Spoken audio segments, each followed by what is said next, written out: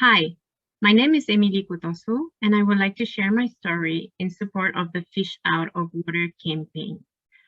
I am originally from France with a mixed background, a white French father and a Black Ivorian mother. I have moved to a new country almost 4 years ago now, and I'm currently working in digital. I have noticed that very often when I introduce myself to new colleagues as French or being from France, I get these questions or remarks. I would have never guessed that you were French because you don't look French.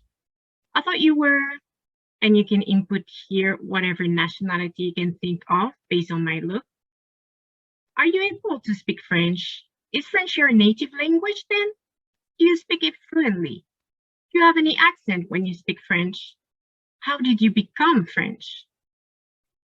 This has happened to me so many times that I have stopped counting. Why would they think that I'm not able to speak French? Or why would they assume that I became French? These questions, they are all based on assumptions and purely induced by the fact that people see my skin color and they cannot conceive that I'm actually as French as a white French person. These questions, they would have never been asked to a white French person, and this is where I start perceiving discrimination undertones. These remarks, they are microaggressions that I have to face quite frequently. And to be honest, I don't even know how to react or what to say when it happens, as I'm always taken aback.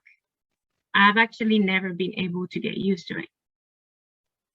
This always makes me feel like people see me as less than or as an imposter. They are denying my whole identity based on the fact that I don't match their idea, or I should say their fantasy of what is a real friend.